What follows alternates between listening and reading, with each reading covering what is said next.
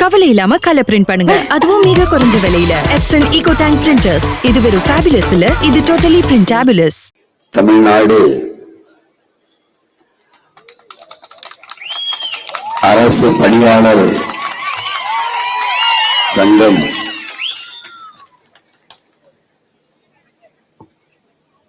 அம்ச கோரிக்கைகளை முன்வைத்து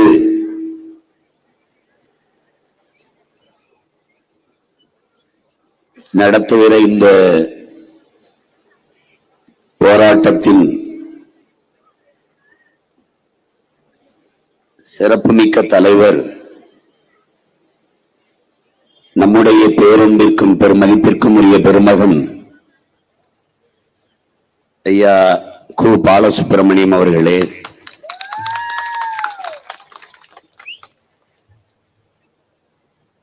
நிகழ்விலே பங்கேற்று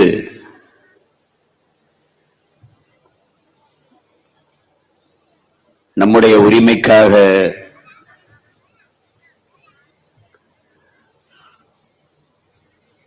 மக்கள் மன்றத்திலும் சரி,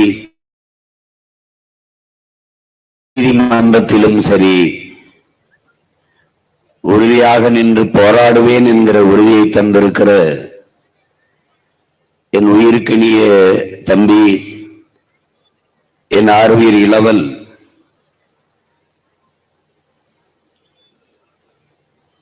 வழக்கறிஞர் சங்கத்தினுடைய தலைவர், பாட்டாளி மக்கள் கட்சியினுடைய செய்தி தொடர்பாளர் பாலு அவர்களே,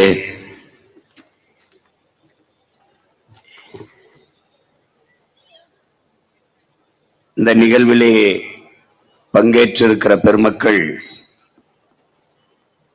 மதிப்பிற்குரிய சுகமதி அவர்களே, மதிப்பிற்குரிய சீனிவாசன் அவர்களே, போற்றுதற்கும் வணக்கத்திற்கும் உரிய பெருமக்களே, உணர்வு எழுச்சியோடு உரிமையை காக்க போராட்ட களத்திற்கு வந்திருக்கிற என் உயிரோடும் உணர்வோடும் கலந்து வாழ்கிற என் உயிர் சொந்தங்களே, உங்கள் அனைவருக்கும் என்னுடைய அன்பும் வணக்கம்.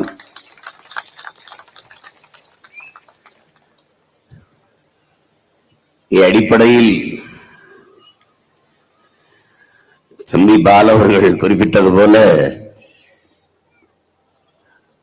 பெரும்பாலும் ஆசிரியர் பெருமக்கள் எல்லாம் இந்த போராட்டத்திலே பங்கேற்றிருக்கிறீர்கள்.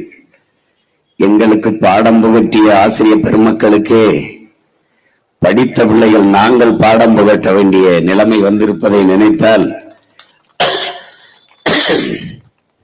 வருத்தமாகத்தான் இருக்கிறது.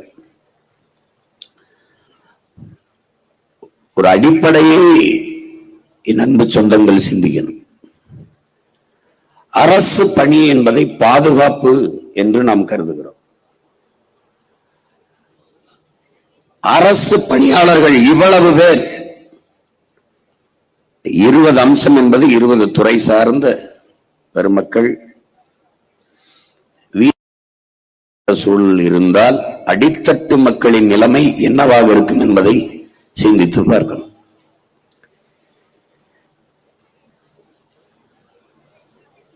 அப்போ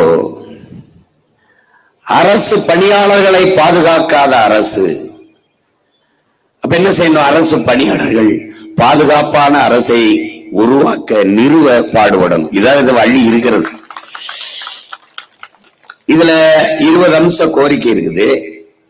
தலைவர் பெருமகன் ஐயா பாலசுப்பிரமணியம் எடுத்து எல்லாத்தையும் சொல்லிட்டாங்க, தம்பி பாலும் சொல்லிட்டாங்க. இதுல எல்லா போராட்டத்திலையும் நாங்க பங்கேற்றுருக்கோம். நானும் சரி, தம்பி பங்கேற்றிருப்பாரு, இல்ல எங்க ஐயா பங்கேற்றிருப்பாரு, உங்களுக்கு தெரியும் நினைக்கிறேன். எல்லா போராட்டத்திலையும் நாங்க பங்கேற்றிருக்கோம். இன்றைக்கு ஆளுங்கட்சியா இருக்கிற கட்சி எதிர்கட்சியா இருக்கும்போது இந்த போராட்டத்தில் பங்கேற்றிருக்கிறது. இன்றைக்கு எதிர்கட்சியா இருக்கிற கட்சி இவர்கள் ஆளுங்கட்சியா இருக்கும்போது இந்த போராட்டத்தில் பங்கேற்றுக்கிறது. அப்ப இந்த போராட்டம் நேற்று இன்று உருவானது இல்லை, பன்னெடுங்காலமா இருக்கு.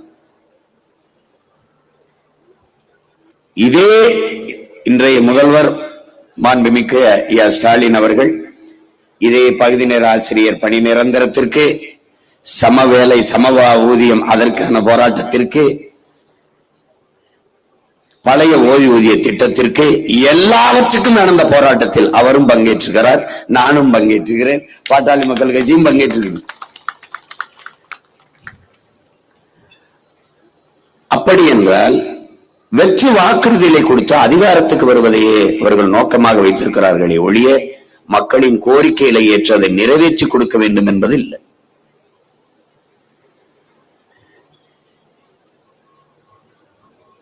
புரட்சியாளர் அம்பேத்கருடைய திருவுருவச் சிலையை எங்களுக்கு நினைவாக பரிசாக கொடுத்தார்கள். இழந்துவிட்ட உரிமைகளை பிச்சை கேட்டு பெற முடியாது, போராடித்தான் பெற்றாக வேண்டும் என்று கற்பித்தது. எவ்வளவு அனுபவபூர்வமான படிப்பறிவு இல்லை, அது பட்டறிவு என்பதை அறிவார்ந்த என் இன சொந்தங்கள் புரிந்து கொள்ளும். போர்க்குணமின்ற உயிரினங்கள் உலகில் பரிதாபகரமானவை.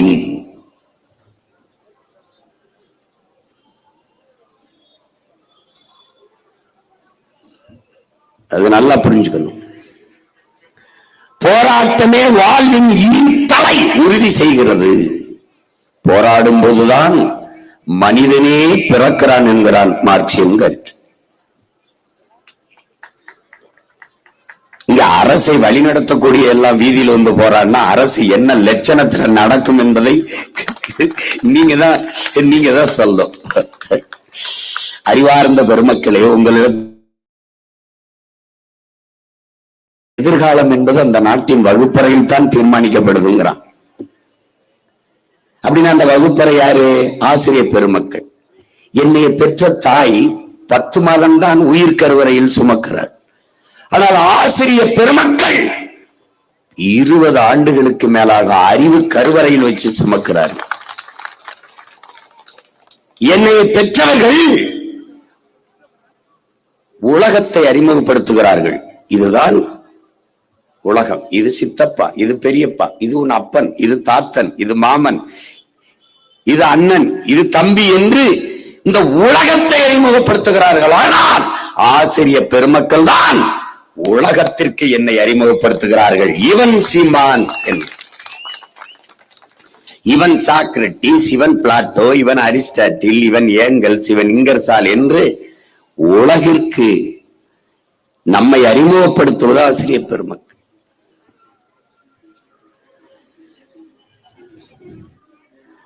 அந்த ஆசிரியர் பெருமக்களின் நிலையே வீதியில் இருந்தால் நாடு எந்த நிலையில் இருக்கிறது? ஆசிரியர்களே தெருவிற்கு வந்தால் அந்த தேசம் எந்த நிலையில் இருக்கிறது என்பதை அறிவார்ந்த பெருமக்கள். நானோ என் தம்பி பாலோ திருப்ப சொல்றோம், ஓட்டுக்காக நிற்பவன் இதை பேச மாட்டான், நாட்டுக்காக நிற்பவன் தான் இதை பேசுவான். நான் திரும்ப சொல்றேன், போட்டா போடு, போடலைன்னா போ, எனக்கு அதை பத்தி. ஆனால் எங்கள் பிறவி கடமை என்று ஒன்று இருக்கு, அதை செய்யணும். நீங்க ஒரு அடிப்படை தான் என் உடன் பிறந்தார்களே, பேரன்புமிக்க பெரியவர்களே, எந்த தேசத்தில் மருத்துவன் போற்றப்படுகிறானோ அந்த தேசம் நோயுற்ற சமூகம் என்று பொருள். மருத்துவருக்கு எந்த நாட்டில் மதிப்பதிகமோ அது நோயுற்ற நாடு. எங்கே வழக்கறிஞர், நீதிபதிகள், காவல்துறை அதிகாரிகளுக்கு பெரிய மதிப்பும் மரியாதையும் இருக்கிறதோ, நீதிபதிகள் தெய்வம் போல போற்றப்படுகிறாரோ அது குற்ற சமூகம், குற்றம் மிகுந்த நாடு. எந்த நாட்டிலே வேளாண் குடிமகனும் நெசவாளனும் ஆசிரியர் பெருமக்களும் போற்றப்படுகிறார்களோ அந்த நாடு பசியற்ற நாடு, நாகரிகமான நாடு, அறிவார்ந்த நாடு என்றார். வேளாண் குடிமகன் வீதியில் நிற்கிறான், நெசவாளன் வீதியில நிற்கிறான், ஆசிரியர் பெருமக்களும் வீதியில நின்னா அந்த நாடு எங்க போகுதுன்னு இருக்கு. உலகத்தில் கல்வியில் சிறந்த நாடுகள் 5 நாடுகள் இருக்கிறது. ஒன்னு தென்கொரியா, ஜப்பான், சிங்கப்பூர், ஹாங்காங், பின்லாந்து. இந்த பின்லாந்திலே யாருக்கும் மரியாதை கிடையாது, ஆசிரியர்களுக்கு மட்டும்தான். ஆசிரியர்கள் தான் பெரிய அளவில் தெய்வம் போல போற்றப்படுகிறார்கள்.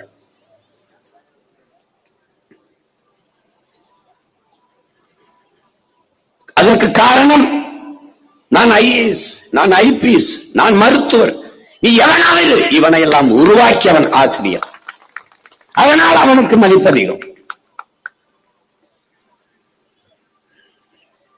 ஆசிரியர்களே உரிமைக்கு வீதிக்கு வந்துட்டா ஒன்னும் சொல்றதுக்கு இல்ல. இந்த நாடு இல்ல, சுடுகாடு என்று நாம் விளங்கிக் கொள்ளும்.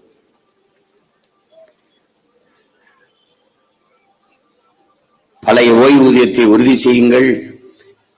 பல ஆண்டுகளா போராடுறாங்க. ஐயாவுக்கு தெரியும். நேற்று இன்னைக்கு வைக்கிற கோரிக்கை இல்ல, விருத்தாச்சலத்துல நம்ம வச்சு போராடுறது என்னம்மா இன்னைக்கு வைக்கல, அது ரொம்ப நாளா நடக்குது.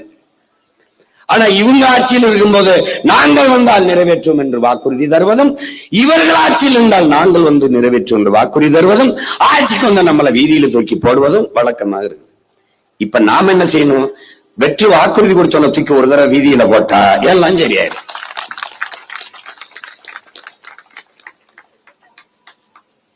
நமக்கு ஒரு நோய் இருக்கு. நாம ஒரு ஓட்டு போடுறதுனாலயா மாற்றம் வந்துட போகுது?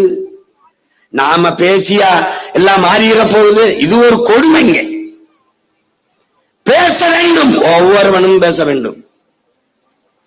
பேசுவது என்பது இருப்பையும் எதிர்ப்பையும் காட்டுவதற்கான ஒரு போராட்டம் என்பதை அறிவார்ந்த பெருமக்கள் புரிஞ்சுக்கணும். நாம் பேசியா விடிய போகுது, நாம் பேசியா நடந்துற போகுது.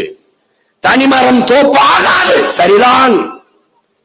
ஆனால் தனித்தனி மரங்கள் எல்லாம் சேர்ந்துதான் தோப்பாகிறது, அதுவும் சரிதான். மார்ட்டின் லூதர் கிங் சொல்றான், என்னடா 100 படிக்கட்டு இருக்கு, இப்படி பார்க்கும்போது அண்ணாந்து பார்க்கும்போது 100 படிக்கட்டு எப்படி ஏறுகிறது என்று யோசித்துக் கொண்டிருக்கிறான். அவன் சொல்றான், லூதர் கிங் அவனை பார்த்து, ஏய் நம்பிக்கையோடு ஒவ்வொரு படியா ஏறான், 100 படியும் காலு கீழே இருக்கும்ன்றான். அதுதான் கோட்பாடு. இப்படி பார்த்தா 5 படிக்கட்டு தான், அப்படின்னா 5 படிக்கட்டு ஏறிடலாம். அங்க நின்று பார்த்தா 5 படிக்கட்டு தான், இப்படி பார்த்தா 100 படிக்கட்டு. நீங்க மாறாதுன்னு நினைக்கிறீங்க. திமுக விட்டா வேற என்ன இருக்குது? வழி இருக்குதா? அதிமுக விட்டா வழி இருக்குதா? இது மாதிரி ஒரு கொடுமை. கற்றவர்கள் தான் இங்கே மற்றவர்களுக்கு வழிகாட்டணும். கற்றவர்கள் விலகிக் கொள்வதால் கயவர்கள் அதை நிறைத்து நாடு நாசமாய் கொண்டது. என் தம்பி பாலு சொன்ன மாதிரி அரசு பணியாளர்கள் தான் இந்த கேடுகட்ட கேவலங்கட்ட அதிகாரத்தை நிறுவியவர்கள். ஆபிரகாம் லிங்கன் என்ன சொல்றான்? இந்த உரிமையை வாய்த்து போராடுவதற்கு நீங்கள் தகுதி வைத்திருக்கிறீர்களா? யாராவது ஏன் தகுதியான அரசை தேர்வு செய்யாததால் நீங்கள் தகுதியை இழந்திருக்கிறீர்கள். ஆபிரகாம் லிங்கன் என்ன சொல்றான்? ஒரு ஆட்சியாளன் செய்கிற தவறுக்கு ஆட்சியாளன் அல்ல பொறுப்பு. அந்த தவறான ஆட்சியாளனை தேர்வு செய்த மக்கள் தான் பொறுப்பு இருக்கணுங்கிறான். நீங்கள் தான். இது வந்தாதான் நாங்க நல்லா இருக்க முடியும், எங்களுக்கு எல்லாம் செய்யறேன்னு இருக்காங்க. நீங்க உங்களை பார்த்தீர்கள், மக்களை பார்க்கவில்லை, நாட்டை பற்றி கவலைப்படவில்லை. படித்த அரசு பணிக்கு போனவர்கள் நிலைமை இதென்றால்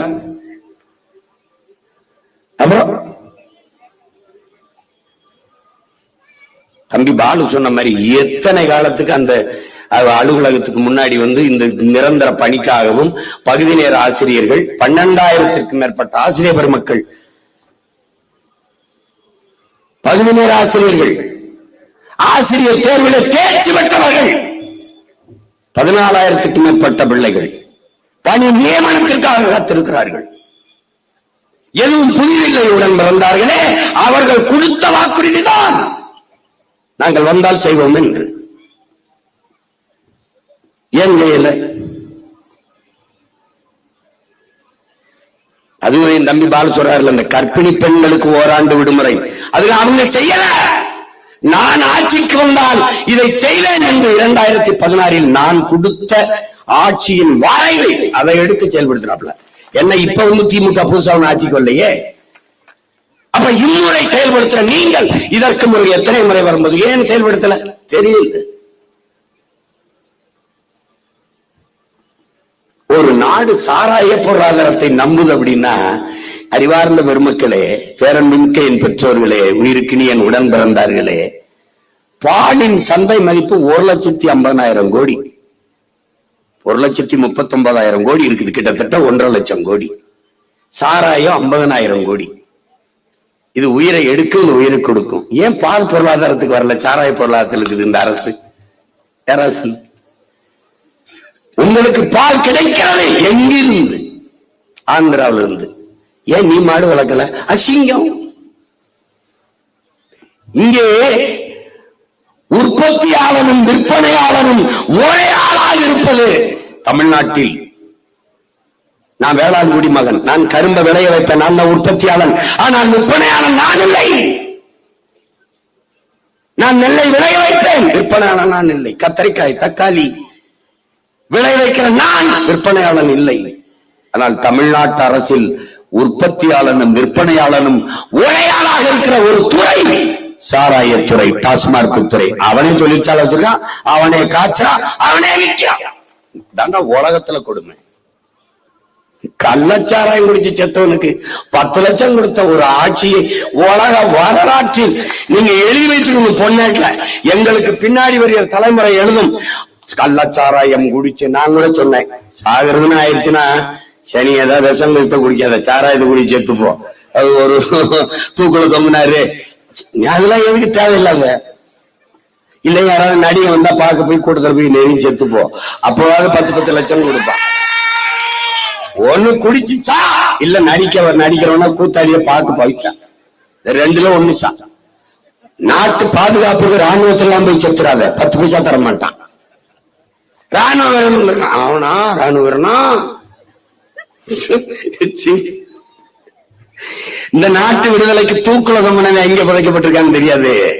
ஆனா இவங்க உலக புகழ்பெற்ற கடற்கரையில 2 ஏக்கர்ல படுத்திருக்காங்க சென்னையில. எல்லாம் மாறி ஒரு கேடுகட்ட கூட்டம். இந்த பாருங்க, எந்த வயசுல இப்ப வந்திருக்காரு பத்தியில.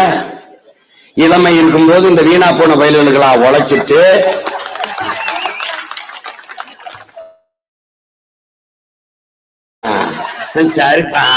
சரிதான். அப்ப துரோகத்தில் முதல் துரோகம் நீங்க ஆரம்பிச்சதுதான். அடுத்து அதை விட கடைசியா இப்ப இங்க வந்து வீதியில நிக்கிறப்பல முதலே சரி பண்ணியிருந்தா நானும் என் தம்பி வீதிக்கு வந்திருக்க மாட்டான். புரியுதா? அது சேகுவாரா இருக்கான்ல, சேகுவாரா உட்கார்ந்து நண்பர்களோட அரசியல் பேசிட்டு இருக்காப்ல. சேகுவாரா படிச்சுக்கிட்டு இருக்கான், மருத்துவரா படிச்சுக்கிட்டு இருக்கான், டாக்டருக்கு. நண்பர்களோட அரசியல் பேசிட்டு இருக்கும்போது அவங்க அப்பா வந்து, இவங்களோட எல்லாம் சேராத, நோ பாலிடிக்ஸ், இவங்களோட எல்லாம் சேர்ந்து அரசியல் பேசக்கூடாது, படிக்கிற வேலையை பார். அவங்க அப்பா சேகுவாரா. நானும் என் நண்பர்களும் அரசியல் பேசுவது போல நீயும் நண்பர்களும் பேசி இருந்தால் நான் அரசியல் பேச வேண்டிய நிலைமை வந்திருக்காது. நான் படிக்கிற வேலையை பார்த்திருப்பேன். இததான் இப்ப எங்க ஐயாட்ட கேட்க வேண்டியது இருக்கு.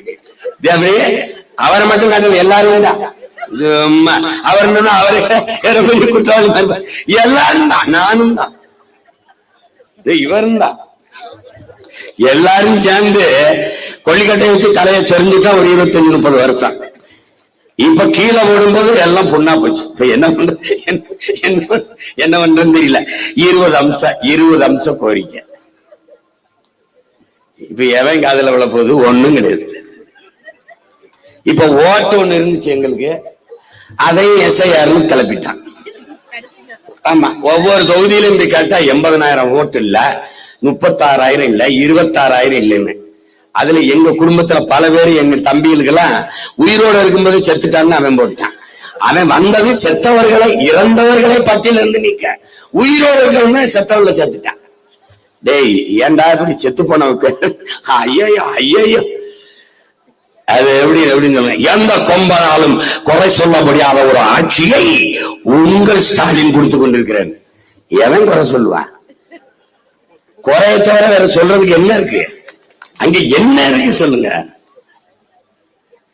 ஏங்க, அது என்னங்க, தேர்தல் வரும்போது விடுபட்ட பெண்களுக்கு 36 லட்சம் பேருக்கு மறுபடி 36 லட்சம் பேர் விடுபட்டதை நேத்தான் கண்டுபிடிச்சிருக்கேன். ஏன்னா 2 மாசத்துல தேர்தல். மடிக்கணினி மாணவர்களுக்கு எப்போ? பிப்ரவரியில. ஏன் மார்ச்ல தேர்தல்? தேர்தல் வரும்போது ஒரு பாசம் வரும் பாருங்க. எங்க ஊர்ல சாவுக்கு வரும்போது எங்க ஆத்தா மூலையில உட்காந்து சும்மா உட்காந்து அப்படியே இருக்கும். இந்த பாவி மனுஷன் இப்படி விட்டு போயிட்டாப்புலையே, இந்த பிள்ளைகளை எப்படி வளர்க்கறதுன்னு தெரியலையே அப்படின்னு. இந்த ஊருக்காரன் அந்த பேருந்து நிலையத்துல இறங்கி அங்க இருந்து அழுவாம பாருங்க. யாய ராசா, நாங்கெல்லாம் இவங்க நமக்கு ரொம்ப பெரிய சொந்தம் இருக்குடா அழுகிறாங்கடா. நாங்க நினைப்போம் அப்ப படிச்சுக்கிட்டு இருக்கும்போது ரொம்ப அழுகு, அப்படி கதறி உருள்றாங்களேன்னு. அவன் தான் திமுக இந்த பயலுக பயங்கரமா அழுவான். எப்ப அழுவான்? சாவுக்கு. எப்ப அழுவான்? தேர்தலுக்கு. ஏன் அந்த மணிக்கு நீங்க பிப்ரவரி கொடுக்கறது போன வருஷம் கொடுத்துருக்கோம், அதெல்லாம் மறந்துட்டீங்கன்னா அப்ப கொடுத்தா தானே இது திமுக. ஐயா ஸ்டாலின் கொடுத்தது ஓட்டாங்க போடணும். உதயசூரியனுக்கு போடு, அவங்க வீட்டுக்கு விடியும், நாட்டுக்கு விடியுமா? பேச்சாதானுங்க. எத்தனை காலத்துக்கு அந்த தவறை செய்யறது சொல்லுங்க? எத்தனை காலத்துக்கு? எத்தனை காலத்துக்கு? ஒவ்வொரு முறையும் இந்த கோரிக்கையை வைத்து வைத்து அரசு, மருத்துவர்கள், அரசு செவிலியர்கள் பணி நிரந்தரத்திற்கு, வேளாண் குடிமக்கள் விளைய வைத்த பொருளை கொள்முதல் செய்யுங்கள், சேமிப்பு கிடங்கு வைத்து எங்கள் விளைபொருளை சேமித்து வையுங்கள். வீதியில் முளைத்தது கிடக்கும் போது ஒரு வழி வரும்பாருங்க. நான் விளை வைத்த பொருளை, என் ஆத்தால் அப்பனும் விளை வைத்த பொருளை வீதியில் போட்டு நனைய வைத்து முளைக்க வைக்கிற நீங்கள் ஆந்திராவில இருந்து பொங்கலுக்கு அரிசி வாங்கி வருகிறீர்கள் என்றால் எங்களை எவ்வளவு தூரம் அவமதிக்கிறீர்கள். ஏன் நெல்ல அவிச்சு அரைச்சு அரிசியா வராத? இது கல்லு மண்ணுமா வந்துருமா? அவ்வளவுதான் நமக்கு மதிப்பு. அவ்வளவுதான், அவ்வளவுதான். அவ காதுல வாங்குறது இல்லை. ஏன்? வாக்குக்கு காசு கொடுத்தால் வாக்கை வாங்கிக் கொள்ள முடியும் என்கிற நிலை உருவாயிருச்சு. அறிவார்ந்த பெருமக்களே, அன்னைக்கு வாக்கு செலுத்துகிற மக்கள், வாக்காளர்கள் தங்களுக்கான ஆட்சியாளர்களை தீர்மானித்தார்கள். இன்று ஆட்சியாளர்கள் தங்களுக்கான வாக்காளர்களை தீர்மானிக்கிறார்கள். அதுதான் இந்த சிறப்பு வாக்காளர் திருத்தம். என்ன பண்றான்? எனக்கு இவன் இவன் இவன் இவன் என் ஓட்டு, அவன் இருப்பான், மத்தவன தூக்கு. எங்கே போய்கொண்டிருக்கிறது இந்த நாடு? எதை நோக்கி போய்கொண்டிருக்கிறது நினைக்கிறீர்கள்? விதை தடுப்பு சட்டம் இருக்கிறது. என்னிடத்தில் தக்காளி விதை இருந்தால் அம்மாவுக்கு விற்க முடியாது. அவரிடத்தில் கத்தரி விதை இருந்தால் நான் வாங்க முடியாது, வாங்க கூடாது, சட்டப்படி குற்றம். வித்தாச்சு, அவன் கொடுக்கிற விதைத்தான் நீங்க வாங்கி விதைக்கணும். விதையை துளைத்து விட்ட ஒரு நாடு நீங்கள். அடிப்படையே தப்பு, எல்லாம் தப்பு.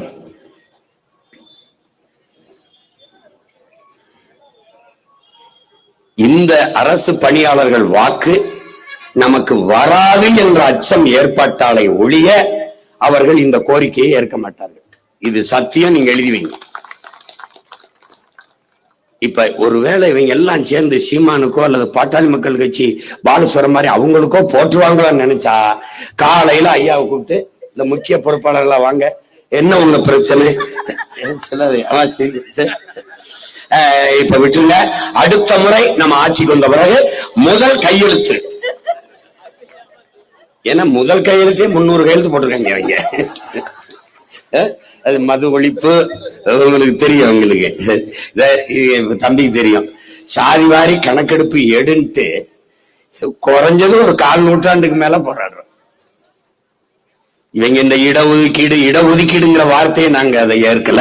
இடப்பகிர்வு, இடப்பங்கீடு, அதுதான் நாங்க கேட்கறது. ஏன்னா ஒதுக்கீடுங்கிற எங்க ரொம்ப நாளா ஒதுக்கி வச்சிருந்ததுனாலதான் அதை கேட்கிறோம். அப்புறம் இட ஒதுக்கீடு, இடத்தை கொடுத்து ஒதுக்கி வர வைப்பியாடாங்கிறதான் பிரச்சனை. இப்ப இந்த நிலத்தில் எவனோ அதுக்கு உரிமை கொண்டாடுறான்.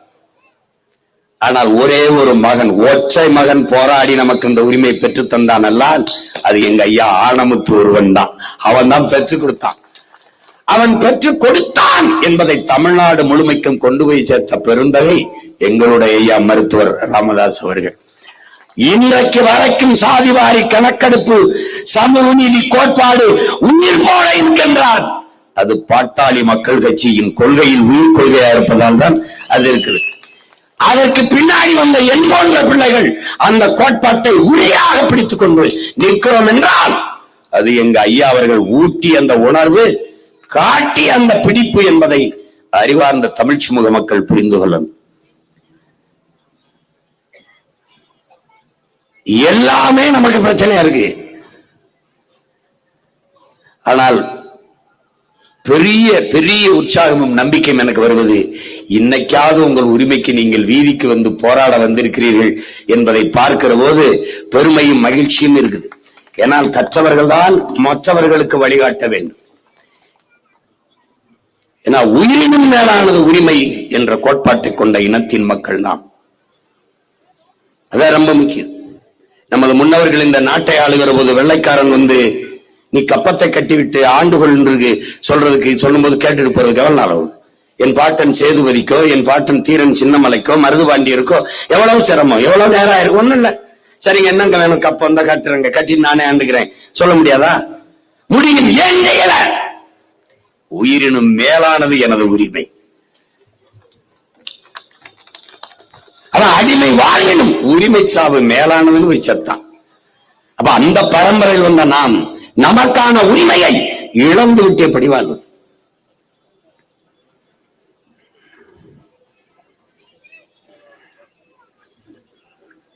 இது இல்ல.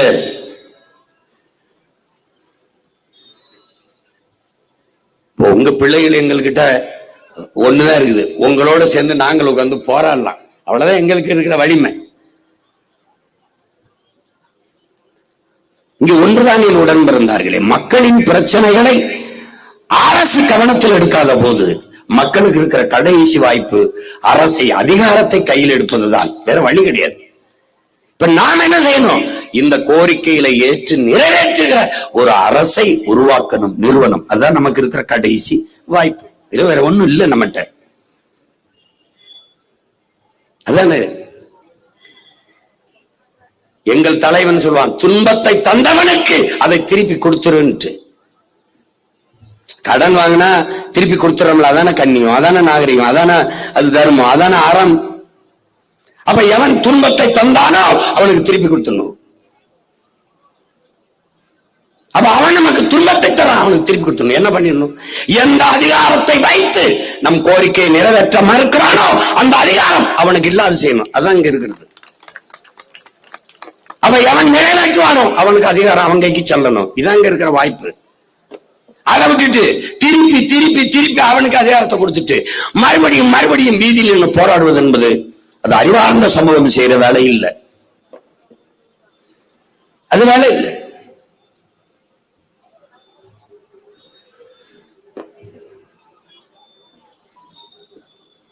அதனால இப்போ இந்த கோரிக்கையை நீங்கள் வைத்து போராடுகிறீர்கள். இதில் எல்லா கோரிக்கை,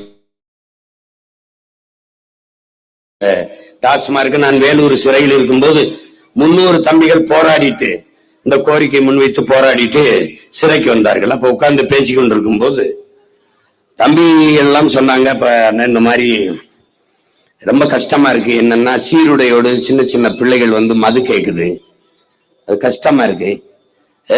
என்னப்பா படிக்கிற பிள்ளையே நீங்க எல்லாம் இப்படி இது பண்றீங்கன்னா, உங்க அப்பங்காசுல குடிக்கிறேன், கொடுத்தா கூட வேற கடைக்கு போறேன்னு சொல்லுது. அப்ப அப்படியே இதயமே நொறுங்கி போகுது. ஒரு தம்பி சொல்றான், அழுகுறானா, என்னடா பண்றது அப்படின்னா, எப்படியாவது வந்து இத மூடு நீ வந்து அப்படின்னா. சரி, அப்ப உங்களுக்கு எல்லாம் வேலை என்ன பண்ணலாம்னு சொல்லு அப்படின்னா, நாங்க ஒண்ணு செய்யறோம்னே, பிச்சை எடுத்து கூட பொழைச்சுக்கிறோம், நீ மூடி விட்டுருன்றான். எனக்கு இன்னும் ஞாபகம் இருக்கு எனக்கு. அதனால இந்த டாஸ்மார்க் பணியாளருக்கு நிரந்தரம் பணி நிரந்தரம்ங்கிறத நான் உறுதி தர முடியாது. வேணா உங்க கோரிக்கையை ஏற்று போராடுறேன், ஆனா நான் தான் மூடிடுவேன். அதான் சொல்றேன்ல, அது எதுக்கு சொல்ல வர, நான் மாற்று வேலை கொடுத்துறேன். கல்வி, கல்விக்கேற்ற வேலை, வேலைக்கேற்ற சம்பளம், அதை கொண்டு வாழ்கிற பெருமை மிக்க வாழ்வு. சாராயம் கிடையாது, சாராயம் கிடையாது. மாற்று வேலை இருக்கு. வேலை இல்லை என்ற சொல்லே தமிழ்நாட்டில் இல்லாத அளவுக்கு நம்மளால செய்ய முடியும். என்ன செஞ்சு விடுவாய்? என்ன செஞ்சிருவீங்க சீமான்? நிலமும் வளமும் சார்ந்த தொழிற்சாலைகள், வேலை வாய்ப்பு, வளர்ச்சி. நீ விருத்தாச்சலத்திலே இரு, நான் அரசு வேலையோட வாரேன். இங்க என்ன விலையை? கரும்பு. போனா கரும்பு 5000 ஏக்கர்ல.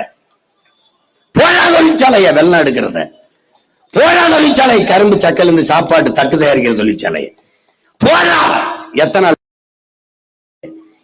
அந்தந்த இடத்துல தொழிற்சாலை, வாழும் இடத்திலே அரசு பணி. என் மக்களுக்கு கல்வியை உலகத்தரத்திற்கு நம் பிள்ளைகளுக்கு பெற்றுக் கொடுங்கள். பிள்ளைகளை கற்றுக் கொடுக்கிறோம் நாங்கள். பிள்ளைகள் வீட்டின் செல்வங்கள் அல்ல, நாட்டின் செல்வங்கள். ஆகச் சிறந்த கல்வி உலகத்தரத்திற்கு தனி ஒரு முதலாளி அவனால் சிறந்த கல்வியை தர முடியும். 8 கோடி மக்களால் நிறுவப்பட்ட ஒரு அரசால் தர முடியாதா? இது கேள்வி. வா மோதுவோம். தமிழ்நாடு அரசின் பள்ளி கல்லூரி சிறப்பா இருக்கா? தனி ஒரு முதலாளி நடத்துறது சிறப்பா இருக்கா? வா மோதுவோம். அப்ப ஆகச் சிறந்த கல்வி இலவசம், காசு கிடையாது. உன் தாய் உடல்நிலை சரியில்லை, உன் தாய் அல்ல, தேசத்தின் தாய். உன் தந்தை அல்ல, தேசத்தின் தந்தை. 1 ரூபாய் 1 கோடி மருத்துவம். முதல் குடிமகனுக்கு என்ன மருத்துவமோ அது கடைகோடி மகனுக்கும் இருக்கு. வாடா, அதான்டா ஜனநாயகம். எங்க வாடா, நான் வைத்தியம் பாக்குறேன், காசு 1 ரூபாய் செலவு இல்லை உனக்கு. அப்புறம் வேற என்ன செய்யற? நானே வேளாண்மை செய்கிறேன். வேளாண்மை செய்வது அரசு பணியாக மாறிடுது. ஆடு மாடு வளர்த்தல் அரசு பணியாக மாறிடுது. நாட்டு கோழி வளர்த்தல், பட்டுப்பூச்சி வளர்த்தல், நெசவு, வாத்து எல்லாம் அரசு பணி. அவனவன் வாழ்விடத்துல என்ன உனக்கு செலவு? என்ன செலவு? பசி கிடையாது. முல்லை, குறிஞ்சி, மருதம், நெய்தல், அங்காடி நாமளே வச்சிடறோம். அவனவன் வாழ்விடத்துல எல்லாம் கிடைக்கும். இந்த கேவலப்பட்டங்க மாதிரி மாசத்துக்கு 1000 ரூபாய். தம்பி சொல்றாரு பால, மாசம் 12,000 ரூபாய் தான் யாருக்கு? இந்த அரசு பணியாளர் டாஸ்மாக் இருக்கு. அம்மாவுக்கு 1000 ரூபாய், அம்மாவுக்கு 1000 ரூபாய். இத வேற அது சக்சஸ்ஃபுல் ஸ்கீம் வேற நம்ம கிட்ட சொல்றாங்க. நல்லா வெற்றிகரமா போகுது. நம்ம ஊர்ல, எங்க ஊர்ல அம்மா களை எடுக்க வர்றவங்களுக்கு, நாத்து நட வர்றவங்க, களை பறிக்க வர்றவங்களுக்கு எல்லாம் 300 ரூபாய், 400 ரூபாய், 500 ரூபாய் சம்பளம் கொடுக்குறா. 30 ரூபாய் சம்பாரிச்சுக்க முடியாதா எங்க அம்மாவால, என் தங்கச்சியால? ஒரு நாளைக்கு ஒரு இட்லி 30 ரூபாய்க்கு விக்குது. ஒரு இட்லிக்கு காசு சம்பாதிக்க முடியாதாடா? இதுக்கு கூட வக்கற்ற நிலையில எங்க ஆத்தால வச்சுட்டு 1000 ரூபாய் கொடுத்தேன். என்ன நீ ராஜராஜ சோழ மூவேந்தர் பரம்பரை சொத்தம்பட்டு ஊத்து கொண்டாந்து கொடுத்த? 10 லட்சம் கோடி கடன் ஆக்கி வச்சிருக்க நீ. 80,000 கோடி வட்டி கட்டுற நீயே கடங்காரப்ப. எங்க தலையில கடனை வச்சுட்டு போய் அங்க கடற்கரையில படுத்துருவ. நாங்க காலங்காலமா இங்க வட்டி கட்டிட்டு தாங்கணும். எப்படி இருப்பாரு?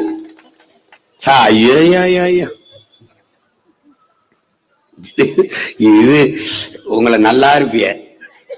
எனக்கு போடுங்க, போடாம இருங்க. என் தம்பி பாலு சொல்ற மாதிரி எங்களுக்கு போடுங்க, போடாம இருங்க. ஆனா யோசிச்சு போடுங்க. பாத்திரம் அறிஞ்சு பிச்சையை போடுங்க. என்னம்மா, எந்தையாவது எவனுக்காவது போட்டு மறுபடியும் இன்னொரு தடவை எங்களை போராட கூப்பிடாதீங்க. ரொம்ப சோர்வாயிருது. ஏன்னா திருப்ப அப்படின்னு ஒரு தடவை தவறு பண்ணலாம், 2 தடவை தவறு பண்ணலாம். இப்படியா 60 வருஷமாவா எங்களை பாடுபடுத்துவிய? கரும்பு. அதனால அறிவார்ந்த பெருமக்கள், காலையில் ரொம்ப நேரமா நீங்க இருக்கிறீங்க இங்கே. நம் தலைவர் பெருமகன் பாலசுப்ரமணியாவும் தம்பி பாலு அவர்களும் வலியுறுத்தி சொல்லிட்டாங்க. உங்கள் கோரிக்கையோடு நாங்கள் உங்களோடு நிக்கிறோம். எங்களை கட்சி சார்ந்தவர்கள், ஒரு அரசியல் இயக்கம் சார்ந்தவர்கள் என்று நீங்கள் கருதாதீர்கள். உங்கள் உடன் பிறந்தவர்கள், உங்களிடமிருந்து உங்களுக்காக வந்தவர்கள் என்பதை நீங்கள் கவனத்தில் எடுத்துக் கொள்ளுங்கள். இந்த கோரிக்கையை அரசு ஏற்று, எந்த அரசு ஏற்று நிறைவேற்றுவேன் என்கிற உறுதியை தருகிறதோ அதற்கு நாங்கள் வாக்களிப்போம் என்கிற முடிவை இந்த கூட்டம், இந்த மாநாட்டு தீர்மானத்தில் நீங்கள் நிறைவேற்ற வேண்டும். அப்படி இல்லை என்றால் எந்த அரசு நிறைவேற்றும் என்று சொல்லுதோ அந்த அரசை தேர்வு செய்வோம், உருவாக்குவோம் என்ற முடிவை நீங்கள் எடுக்க வேண்டும். ஆனால் அறிவார்ந்த பெருமக்கள், நீங்கள் ஒரு அறிவு பரம்பரையின் வாரிசு. நாமல் எல்லாம் உலகிற்கு அறிவை கடன் கொடுத்த இனத்தின் மக்கள். இந்த மண் சாதாரண மண் இல்ல. விருத்தாச்சலமும் கடலூரும் இந்த மாவட்டம் தமிழ் தேசிய இனத்தின் மாபெரும் புரட்சியாளன் என் தாத்தா கலியபெருமாள் உளவிய மண், தமிழ் தேசிய இனத்தினுடைய விடுதலைக்கு போராடிய மிகப்பெரிய புரட்சியாளன் என் அண்ணன் பொன்பரப்பி தமிழரசன் பிறந்த மண், உளவிய மண்.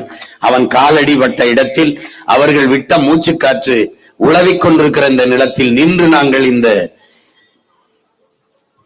உங்களுக்காக இந்த கோரிக்கையை ஏற்று போராடுவது என்பது பெருமைக்குரியது. ஆனால் தொடர்ந்து நாம் போராடிக்கொண்டே இருக்க முடியாது, அதுக்கு ஒரு முற்று வர வேண்டும். அப்படி என்றால் நம் கோரிக்கையை ஏற்காத அரசை தூக்கி வீசிவிட்டு அதை கவனிக்கிற ஏற்கிற ஒரு அரசை நாம் உருவாக்க வேண்டும் என்கிற முடிவுதான் நம்மகிட்ட இருக்கிற இறுதி வாய்ப்பு. அதுதான் என் அன்பிற்குரிய மக்களே, நாம் நேசிப்போம். அந்த பெண் நம்மை நேசிக்கவில்லை என்றால் நம்மை நேசிக்கிற பெண்ணை எப்படி மனமுடித்து வாழ்வோமோ அப்படித்தான். இவன் செய்யல, தூக்கி போடுற அவனை, எவன் செய்வானோ அவனை தூக்கி வைக்கிறா. இதுதான் இங்க இருக்கிற கடைசி வாய்ப்பு. அந்த முடிவுக்கு அறிவார்ந்த பெருமக்கள் வர வேண்டும். காலம் களம் ரொம்ப கிட்டத்தில் இருக்கிறது. 4 மாதங்கள் கூட இல்லை. நம் இடத்திலே வலிமை மிக்க கருவி இருக்கிறது, வாக்கு என்கிற கருவி. அதை அநீதிக்கு எதிராக, அடக்குமுறை ஒடுக்குமுறை அதற்கு எதிராக நம்முடைய உரிமையை காக்க, வருங்கால தலைமுறையின் பாதுகாப்பை உறுதி செய்ய அந்த ஆயுதத்தை தூக்குவோம். இந்த போராட்டத்தில் உணர்வெழுச்சியோடு பங்கேற்ற மதிப்புமிக்க பெருமக்கள், பல்வேறு துறைகளை சார்ந்த பொறுப்பாளர்கள் எல்லோரும் இங்கே வந்திருக்கிறீர்கள். குறிப்பாக பெண்கள் பெரும் எண்ணிக்கையில் பங்கேற்றிருக்கிறீர்கள். உங்கள் எல்லோருக்கும் பெண்கள் பங்கேற்காத போராட்டமும் புரட்சியும் வென்றதாக வரலாற்றில் செய்தி இல்லை. நீங்கள் இங்கே வந்து என்னுடைய ஐயா அம்மாலாம் வந்து என்னுடைய அலுவலகத்தில் நீங்கள் அவசியம் வர வேண்டும் இந்த போராட்டத்துக்கு என்று கும்பிடும் போது என்னை படிப்பிச்ச ஆசிரியர் பெருமக்கள் என்னை கும்பிடுவது போல இருந்தது, கூச்சமாக இருந்தது. இதற்காவது நம்ம போடணும்டா, சண்டையை போடணும்டா அப்படின்னு. அதனால இது உங்க வேலை இல்லை, உங்கள் பிள்ளைகள் எங்களின் வேலை. எங்களிடத்தில் ஒப்படைங்கள், நிம்மதியாக போயிருங்கள். இதை நிறைவேற்றுவோம். இல்லை என்றால் நிறைவேற்றுகிற அரசை நாம் உருவாக்குவோம். நம்பிக்கையோடு செல்லுங்கள். மறுபடியும் போராட்ட களத்தில் கூட வேணாம். சாதித்த ஒரு கூட்டத்தில் இந்த கோரிக்கையில் எல்லாம் வென்று விட்டோம் என்ற ஒரு வெற்றி கூட்டத்தில் நாம் கூடுவோம். போராட்டத்தில் பங்கேற்ற அனைத்து துறை பொறுப்பாளர்கள், பெரியவர்கள், ஆசிரியர் பெருமக்கள், துப்புரவு தொழிலாளர்கள் எல்லாம் இருக்கிற பிரச்சனையை தனியார் மயப்படுத்தல் தான். எதையும் நிரந்தரம் இல்லாது பகுதி நேரம் தொகுப்பு இப்படி. ஏன்னா பணி நிரந்தரம் செய்தால் ஓய்வூதியம் கொடுக்க வேண்டும். அதனால் முதலாளிகளிடத்திலே ஒப்பந்த குழிகளாக கொடுத்து விடுவது. இதுதான் போக்குவரத்திலிருந்து எல்லாவற்றிலிருந்தும் நடக்குது. ஆசிரியர்ல இருந்து மருத்துவரிலிருந்தும் இதுதான் நடக்குது. இதை மாற்ற வேண்டும். இந்த தாராளமயம், தனியார் மயம், உலகமுக பொருளாதார கொள்கையை ஏற்றுக்கொண்டதால் இந்த நாடு இவ்வளவு பெரிய வீழ்ச்சியை சந்தித்திருக்கிறது என்பதை அறிவார்ந்த பெருமக்கள் நீங்கள் அறிவீர்கள். எல்லாவற்றையும் மாற்ற முடியும். மாற்றம் என்பது மானுட தத்துவம். மாறாது என்ற சொல்லை தவிர மற்றவை அனைத்தும் மாறிவிடும். மாற்றம் என்பது சொல் அல்ல, செயல். மாற்றுவோம். புரட்சி எப்போதும் வெல்லும். நம் போராட்டமும் வெல்லும். நன்றி, வணக்கம். நாம் தமிழர்.